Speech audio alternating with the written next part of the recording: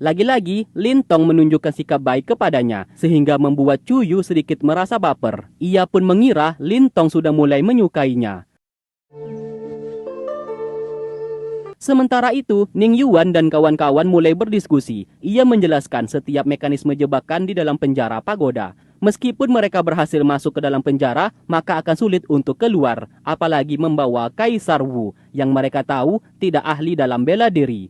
Misi penyelamatan kali ini, tingkat keberhasilannya mungkin sekitar 30%. Seperti perkataan Aying sebelumnya, mereka tidak perlu memaksakan diri. Apabila gagal, mereka harus segera mundur dan membatalkan misi penyelamatan tersebut, agar tidak ada korban jiwa di antara mereka. 是的。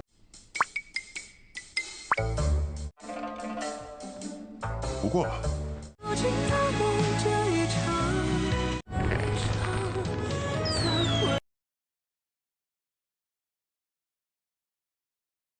Terlihat, Chu Yu mendatangi base camp pasukan milik Lin Tong. Pasukan di sana sempat menghalanginya masuk, namun Chu Yu keras kepala dan memaksa untuk masuk ke dalam. Kebetulan Ru Yi berada di sana dan meminta Lin Tong supaya berjaga di gerbang pintu keluar. Dan nantinya Lin Tong bertugas membantu tim diplomatik dalam memberikan jalan keluar setelah Ning Yuan dan kawan-kawan berhasil menyelamatkan Kaisar Wu. Baru saja Ru Yi hendak pergi, Lin Tong memeluknya dan berkata sangat mencintai sang guru. Ru Yi berusaha menyadarkan hubungan mereka hanya sebatas guru dan murid saja. Terlebih lagi ia sudah mencintai pria lain, dan tak lain pria tersebut adalah Ning Yuan. Mendengarkan itu, Lin Tong langsung terdiam. Dari kejauhan, Chu Yu tak sengaja melihat itu dan menjadi salah paham. Di perjalanan, Ru Yi menyadari seseorang datang mengikutinya, yang ternyata itu adalah Chu Yu. Ia pun membawanya dan menyerahkan kepada Lin Tong, karena tahu Chu Yu adalah tunangannya. Di sanalah Chu Yu bertanya tentang hubungan mereka berdua. Lin Tong menegaskan ia tidak mencintai Chu Yu dan terpaksa berhubungan baik kepadanya karena Kaisar sudah menjodohkan mereka berdua. Mendengarkan hal tersebut membuat Chu Yu yang awalnya mengira Lin Tong mencintainya seketika menjadi patah hati.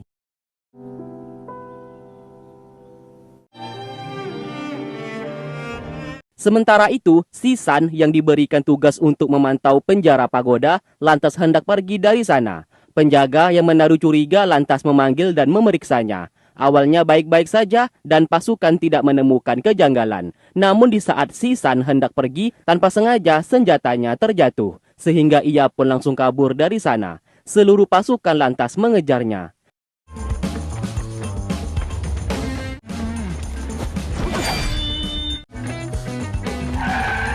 Si San lalu memasuki rumah arak dan bersembunyi di dalam sebuah kamar. Tanpa sengaja ia bertemu dengan Chu Yu. Karena tidak saling kenal, Si San meminta bantuan agar tidak memberitahukan keberadaannya yang kebetulan pasukan tadi masuk ke dalam rumah arak untuk melakukan pencarian. Untung saja Chu Yu bersedia membantu. Tak lama kemudian pasukan tersebut datang ke sana. Mengetahui Chu Yu adalah tunangannya Lin Tong, mereka pun tidak berani untuk menggeledah dan memilih pergi.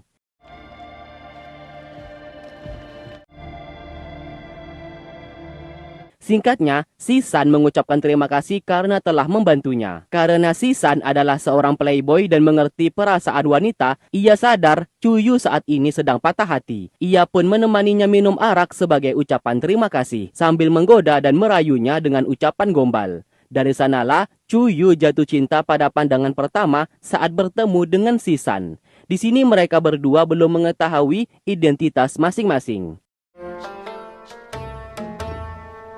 Sementara itu, Ning Yuan membahas sebuah rencana bersama Ru Yi untuk menyelamatkan Kaisar Wu di penjara pagoda sepertinya sangat mustahil, mengingat banyak sekali jebakan mekanisme di sana. Maka dari itu ia berniat berpura-pura menyerang dan membakar penjara tersebut. Dengan begitu, Kaisar Wu akan dipindahkan ke penjara lain, sehingga mempermudahkan mereka untuk menyelamatkannya.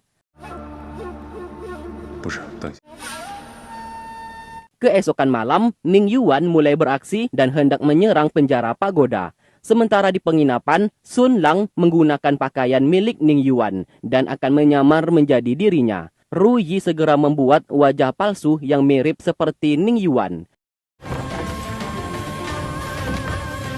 Kemudian, Aying membawa Ning Yuan palsu keluar dari penginapan. Hal tersebut bertujuan untuk menunjukkan kepada pasukan pengintai yang selalu mengawasi mereka agar terlihat Ning Yuan masih berada di penginapan pada malam itu.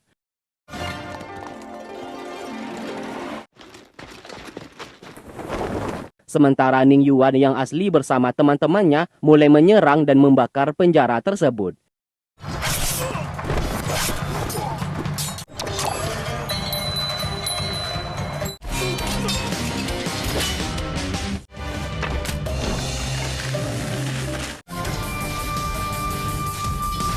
Setelah misi itu berhasil, Ning Yuan dan kawan-kawan meninggalkan lokasi dan segera berganti pakaian. Lalu mereka jalan terpisah untuk menghilangkan jejak. Sementara itu, Deng Hui datang ke lokasi dan mendapati penjara pagoda diserang oleh pasukan yang diduga berasal dari negara Wu.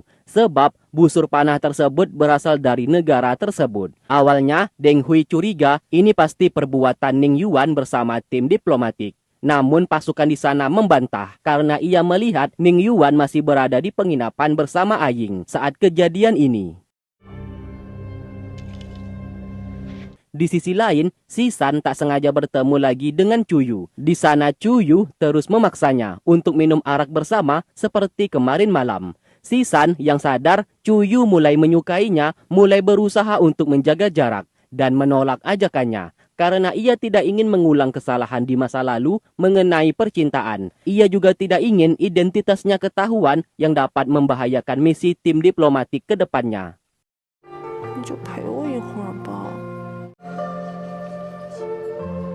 Sementara itu, Kaisar An bermimpi Ruyi datang untuk membunuhnya.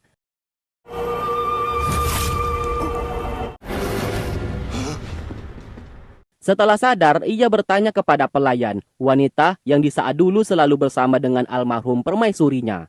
Pelayan menjawab, wanita itu bernama Rensin, alias Ruyi, mantan pemimpin Laskar Merah yang dituduh oleh Kaisar sebagai pengkhianat dan membunuh permaisuri.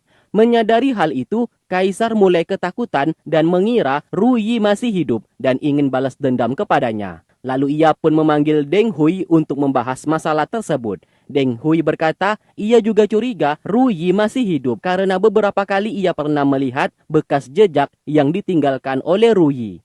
Mendengarkan itu, tiba-tiba Kaisar sangat marah dan mengambil pedang lalu menusuk tangannya. Atas tuduhan, Deng Hui tidak setia sebab tidak menceritakan masalah itu kepadanya. Maka dari itu, ia memerintahkannya untuk menyelidiki apakah Ruyi masih hidup atau tidak. Setelah Deng Hui pergi menggunakan kereta kuda, ia sangat kesal atas sikap Kaisar yang seperti tidak menghormatinya, padahal ia pemimpin Laskar Merah. Sejak awal, Deng Hui sudah tidak suka kepada Kaisar. Namun mau tidak mau ia harus menjalankan perintah dan akan menyelidiki kematian Ruyi. Sementara itu, mereka semua berkumpul. Saat ini Kaisar Wu sudah dipindahkan ke penjara lain. Namun sialnya, penjara tersebut berada di seberang pulau di tengah laut. Di sana memang tidak ada mekanisme jebakan. Namun untuk bisa sampai ke pulau tersebut memerlukan perahu dan memakan waktu sekitar 15 menit untuk bisa sampai. Apabila mereka menggunakan perahu, maka bisa dipastikan pasukan yang berjaga akan menggunakan anak panah untuk menyerang mereka dan mereka akan mati konyol. Mendengarkan itu, Ning Yuan memiliki sebuah rencana. Ia pun memberitahukan idenya dan membagi tugas kepada masing-masing dari mereka. Setelah semua orang bubar, sesaat Ning Yuan menyadari semakin lama tenaga dalamnya semakin berkurang. Hal itu pun ia rahasiakan dari siapapun.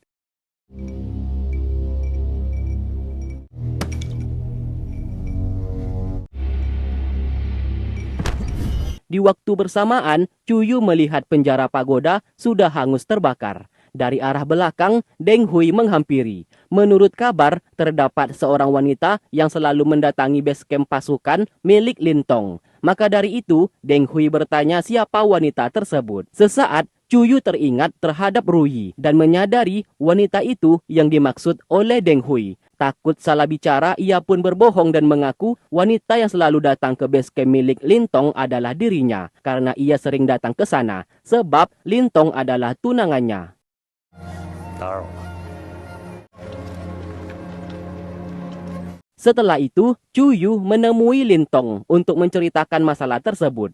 Di sanalah ia akhirnya mengetahui Ruyi merupakan mantan pemimpin Laskar Merah yang sedang menyembunyikan identitas kematiannya. Maka dari itu, Lintong meminta untuk merahasiakan ini semua dari siapapun. 对不起啊， 我那天也在气头上。 Chuyu lantas membuat perjanjian bersamanya, yaitu menjadi pasangan palsu di depan umum. Sebab bagaimanapun juga mereka sudah bertunangan dan mereka harus menunjukkan kepada semua orang kalau mereka pasangan serasi agar tidak menimbulkan kecurigaan. Kedepannya mereka bebas memilih pasangan sendiri. Tentu saja Lintong menyetujui perjanjian tersebut sebab mereka sama-sama tidak saling suka dan terpaksa bertunangan atas perintah dari kaisar.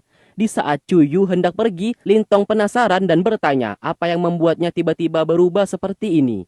Chuyu hanya tersenyum lalu pergi dari sana. Setelah itu ia berhasil menemukan tempat tinggal Sisan dan ia akhirnya tahu Sisan adalah anggota tim diplomatik dari negara Wu. Sisan segera membawanya pergi ke tempat sepi agar tidak ada yang melihat. 我就当你是在夸我了吧。 Lalu di sana Chuyu tanpa ragu-ragu menyatakan perasaannya. Hal itu membuat Sisan merasa dilema. Di satu sisi ia mulai memiliki rasa kepada Chuyu, namun di sisi lain ia harus fokus terhadap tugasnya kali ini dan tidak boleh ada kesalahan karena menyangkut keselamatan Kaisar Wu. Maka dari itu ia memilih menjadi pria jahat dan menolak cintanya. Ia mengaku sebagai playboy yang sering menyakiti perasaan wanita.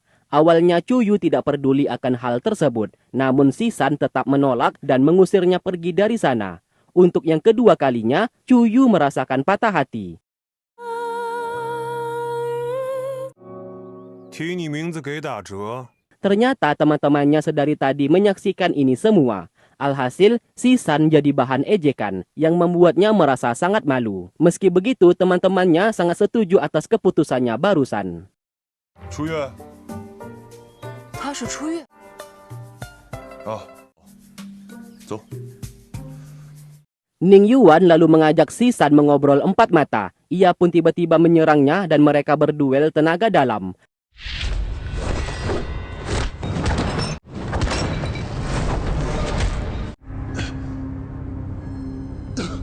Sontak, Sisan sangat terkejut karena kalah tenaga dalam dengannya.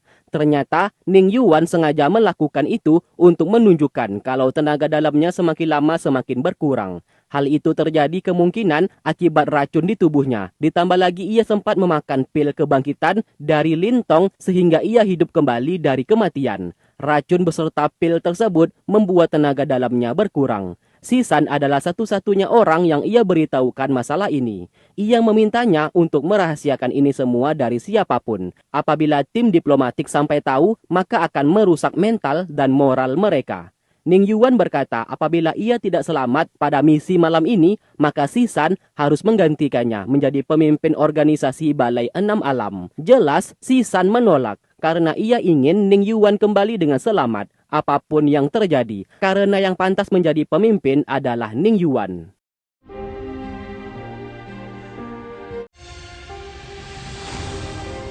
Lalu keesokan hari, Ruyi datang ke markas Laskar Merah untuk melakukan duel bersama Deng Hui. Di sana Deng Hui tidak menyangka kecurigaannya selama ini ternyata benar kalau ia masih hidup.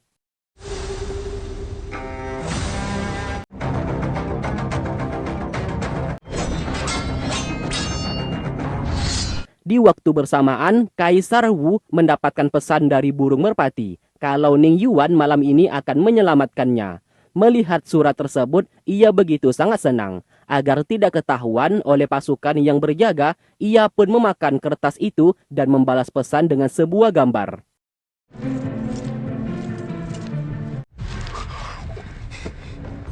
Kemudian, Ning Yuan mendapatkan pesan balasan dari Kaisar. Melihat gambar tersebut, mereka mengetahui Kaisar akan menunggu kedatangan mereka pada malam ini.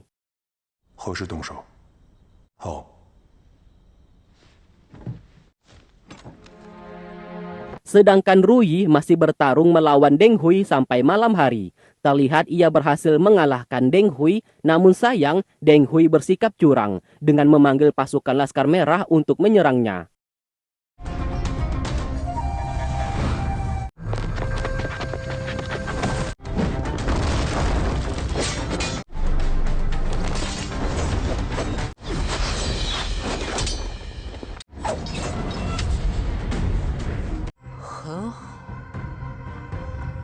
Sementara itu, Ning Yuan dan kawan-kawan sudah mulai beraksi untuk menyelamatkan Kaisar Wu.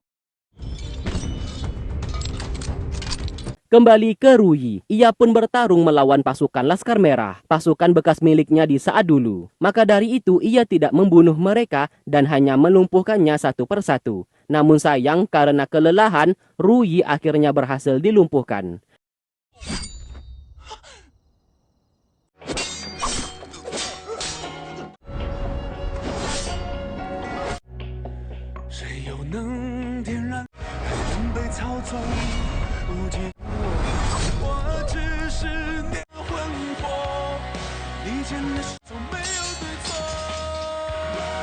Sementara pasukan yang menjaga rumah penjara Kaisar Wu melihat begitu banyak sekali lentera di langit. Mereka pun menembaknya menggunakan panah, yang ternyata itu merupakan jebakan dan berisikan bubuk beracun, sehingga pasukan di sana seketika menjadi pingsan di tempat.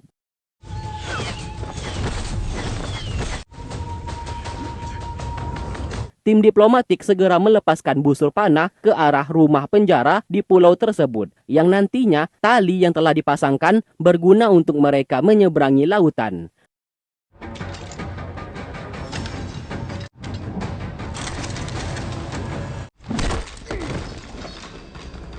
Kaisar Wu segera keluar menunggu kedatangan tim diplomatik. Dari arah belakang, ia hampir diserang oleh pasukan yang berusaha bangkit. Beruntung Ning Yuan bersama teman-temannya datang tepat waktu dan menghabisi pasukan tersebut.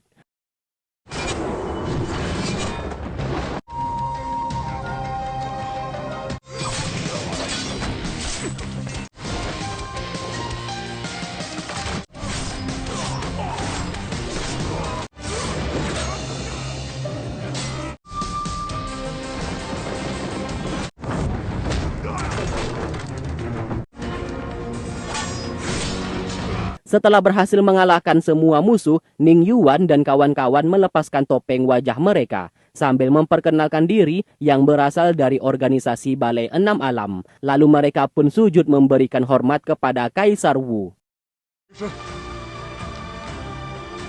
Di penginapan, Sun Lang melihat kembang api, tanda kalau Ning Yuan berhasil menyelamatkan Kaisar. Maka dari itu, mereka pun hendak pergi meninggalkan penginapan. Sesaat, Kasim Du diserang pasukan Laskar Merah. Mereka pun bergegas untuk menyelamatkannya. Namun sayang terlambat, karena Kasim Du sudah banyak mengeluarkan darah dan sekarat. Mereka pun bergegas pergi ke rumah sakit untuk membawanya. Aying meminta Sun Lang untuk pergi, sedangkan ia tetap berada di penginapan. Karena apabila ia juga ikut pergi, pasukan yang berjaga di luar penginapan akan menangkap mereka. Awalnya, Sun Lang menolak karena ia sudah ditugaskan untuk membawa Aying pergi dari sana. Namun sayang, Aying keras kepala dan terus memaksa ingin tetap berada di penginapan, supaya Sun Lang lebih leluasa membawa Kasim Du ke rumah sakit.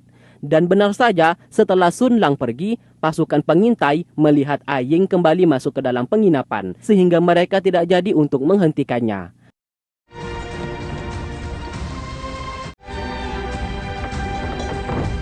Aying kemudian berdoa meminta kepada Tuhan agar menyelamatkan Ning Yuan bersama teman-temannya dan memberikan kesembuhan kepada Kasim Du yang saat ini sedang sekarat.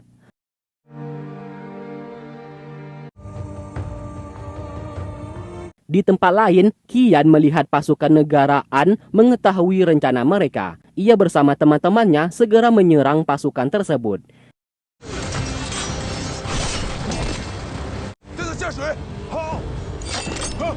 Di waktu bersamaan, pasukan negara An hampir membunuh Kaisar Wu. Si San berusaha melindungi Kaisar sehingga ia terkena anak panah dan memilih membawa Kaisar melompat ke laut. Akibat serangan dari pasukan negara An, Kaisar Wu akhirnya terluka parah dan pingsan di tempat. Ning Yuan memerintahkan mereka semua untuk segera meninggalkan tempat tersebut.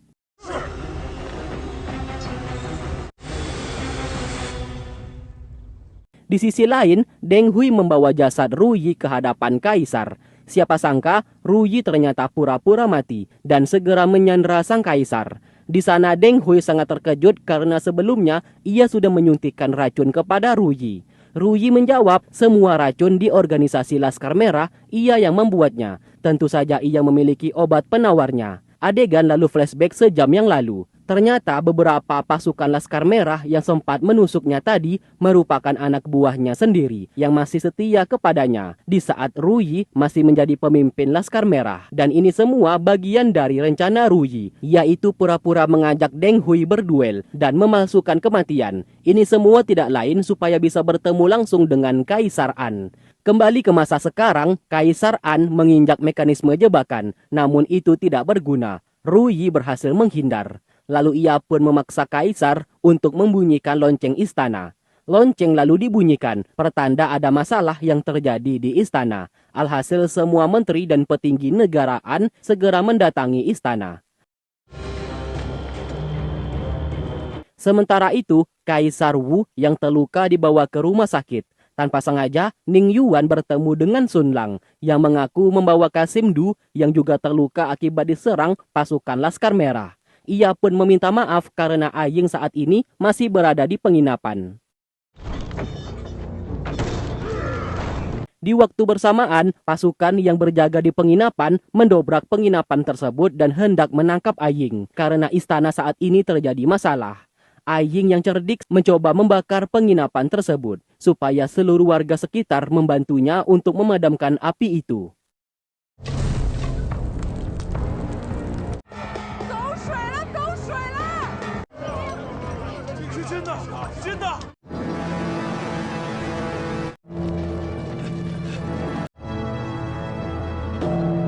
Singkat cerita, seluruh menteri beserta pasukan negaraan sudah berkumpul di istana. Terlihat Ru Yi menyandera Kaisar An yang membuat semua orang sangat terkejut. Alasan ia melakukan ini untuk mendesak Kaisar supaya mengakui semua kejahatannya. Karena diancam, mau tidak mau Kaisar mengaku permaisuri tewas terbunuh akibat insiden kebakaran yang dilakukan oleh dirinya. Mendengarkan itu, tentu saja semua orang sangat terkejut karena Kaisar di saat dulu sempat mengatakan permaisuri dibunuh oleh Ru Yi. Ru Yi lantas menyebar semua informasi mengenai kejahatan Kaisar An yang telah bekerja sama dengan suku Pan sehingga bisa menang di dalam peperangan. Tidak hanya itu, alasan permaisuri dibunuh itu juga karena permaisuri sudah mengetahui hal tersebut. Maka dari itu Kaisar membunuhnya. Setelah semua kejahatan Kaisar An terungkap, Ru Yi melemparnya ke bawah lalu meninggalkan istana. Deng Hui segera menyelamatkan Kaisar. 我岂会让你死呢？陛下，你这才干什么去了？ Setelah itu, Kaisar sangat marah kepada Deng Hui yang tidak becus untuk menjaganya. Ia memerintahkan untuk segera menangkap Ru Yi dan dilarang kembali sebelum berhasil. Tidak hanya itu, ia juga memarahi semua pasukan karena gagal menjaga istana negara. Sesaat ia mencari pangeran pertama dan kedua. Menteri berkata, pangeran pertama sudah meninggal dan pangeran kedua telah diusir dan dikirim ke tempat pengasingan. Kaisar yang lupa akan hal tersebut seketika menjadi orang linglung dan pergi dari sana sambil berbicara sendiri. 老大，发配了。 Sementara itu, Ning Yuan bersama tim diplomatik akan memanfaatkan kekacauan di istana untuk membawa Kaisar Wu meninggalkan negaraan. Berhubung Aying masih berada di penginapan, Ning Yuan meminta teman-temannya pergi dulu, sedangkan ia akan menyelamatkan Aying. Di waktu bersamaan, Aying terjebak di dalam kebakaran yang dibuatnya sendiri. Karena hal itu, ia terpaksa melompat dari atas balkon. Kebetulan, Lin Tong melimpas dan melihat itu, dengan segera ia pergi menyelamatkannya.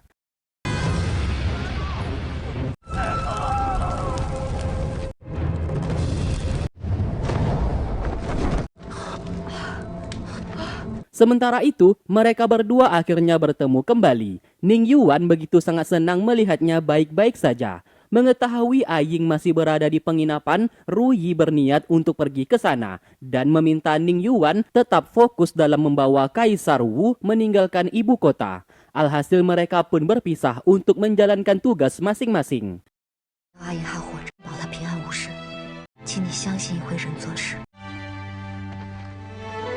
女仆，等你2日，不再伤心。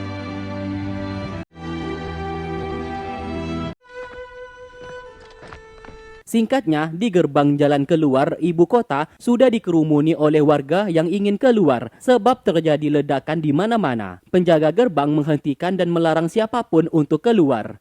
Kebetulan Ning Yuan dan kawan-kawan berada di sana dan sulit untuk keluar. Yuan Lu lantas melempar bom peledak untuk mengalihkan perhatian sehingga tim diplomatik bisa segera pergi.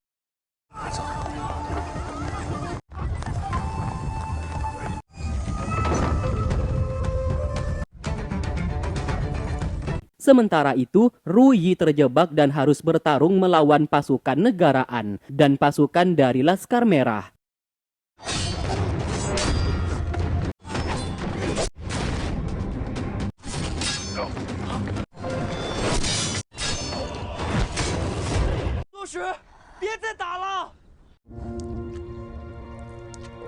Karena dalam posisi terdesak, Ru Yi terpaksa menyerang dan mengajak Lin Tong untuk bertarung. Ternyata ia menyuruh Lin Tong untuk menusuknya, supaya Lin Tong bisa mendapatkan jasa karena berhasil membunuhnya. Dengan begitu, ia bisa mendapatkan kepercayaan oleh Kaisar. Tentu saja, Lin Tong enggan untuk melakukan hal tersebut. Namun sayang, Ru Yi sengaja menarik pedangnya sehingga seolah-olah Lin Tong menusuknya di sana. 师傅，别逼我！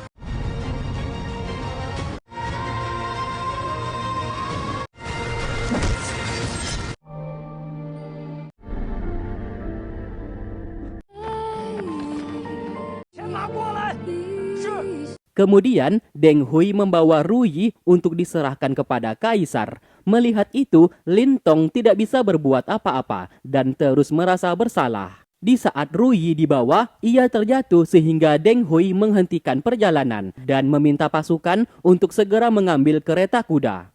Lalu mereka berdua pun duduk mengobrol. Ru Yi berkata ia tahu Deng Hui sebenarnya sudah muak dan membenci Kaisar. Maka dari itu ia ingin mengajaknya bekerja sama dalam menyingkirkan Kaisar An. Namun sayang Deng Hui menolak sebab ia takut untuk melakukan pengkhianatan. Karena hal itu, Ru Yi lantas menyuruh ia untuk membunuhnya. Deng Hui yang sadar Ru Yi melakukan ini semua demi kebaikan negaraan, namun mau tidak mau ia tetap harus membunuhnya untuk memenuhi perintah Kaisar.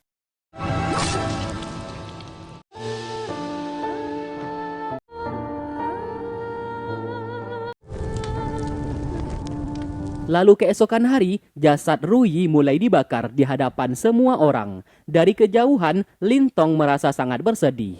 Deng Hui segera menghampiri dan berkata ia sudah tahu Ru Yi tadi malam meminta untuk dibunuh oleh Lin Tong supaya Lin Tong bisa mendapatkan jasa dan kepercayaan Kaisar. Di sana Lin Tong lalu mengajaknya bekerja sama. Ia berjanji bisa menyingkirkan Kaisar dan membuat pangeran ketiga menjadi penerusnya. Karena pangeran ketiga masih bayi, maka Lin Tong yang pasti akan menjadi Kaisar sementara. Dengan begitu, mereka bisa menciptakan kedamaian di negaraan. Deng Hui yang sudah muak terhadap Kaisar akhirnya bersedia bekerja sama dengannya.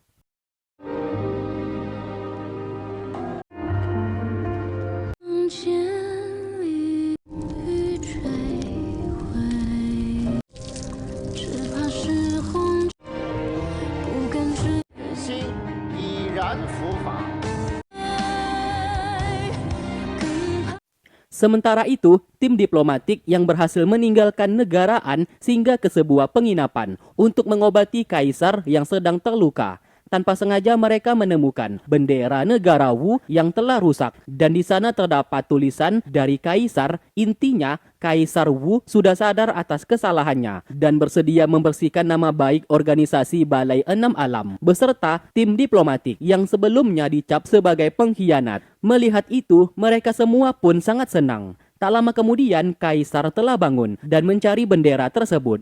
Melihat bendera itu dipegang oleh mereka, ia pun berkata saat ini sudah sadar atas kesalahannya di masa lalu yang menyebabkan seluruh pasukan negara Wu menjadi tewas terbunuh dan mati sia-sia akibat keegoisannya di medan peperangan. Setelah itu, Ning Yuan hendak kembali ke negara An sebab Aying bersama Ru Yi masih berada di sana. Ning Yuan tidak janji kalau ia bisa kembali dengan selamat. Maka dari itu, apabila ia mati, ia ingin mereka semua melanjutkan perjalanan kembali ke negara Wu tanpa dirinya. Mereka semua begitu sangat marah sebab mereka ingin Ning Yuan kembali dengan selamat. 要是我回不来，要是自己的妹妹自己找，我一定带着阿莹，相信我。头儿，只有雷火带。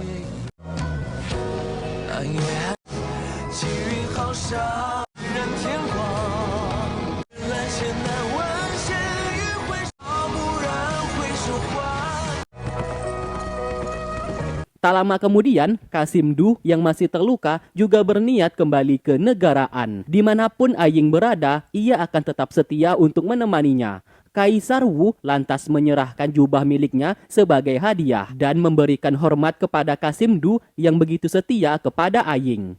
Di sisi lain, Aying sangat bersedih setelah mengetahui Ru Yi sudah meninggal dunia. Ia pun marah kenapa Lin Tong tidak menyelamatkannya. Di sana, Lin Tong hanya diam. Ia lalu meminta Aying untuk waspada. Sebentar lagi, Kaisar An pasti akan mencarinya, sebab Aying yang masih berada di negara An. Lalu Aying kembali ke kamar dan hendak bunuh diri sebelum dibunuh oleh Kaisar An. Namun sesaat ia teringat perkataan Ru Yi, sehingga ia mengurungkan niat untuk bunuh diri dan memilih tetap bertahan hidup. Ia pun lantas berniat mengungkapkan identitasnya sebagai seorang wanita.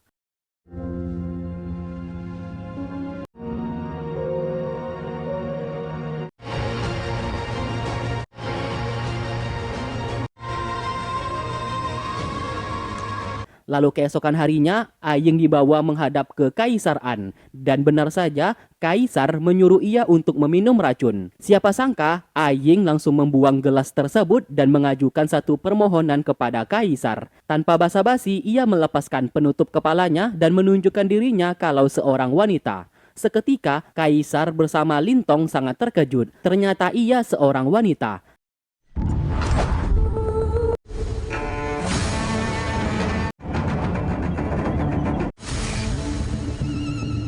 参见大安国主。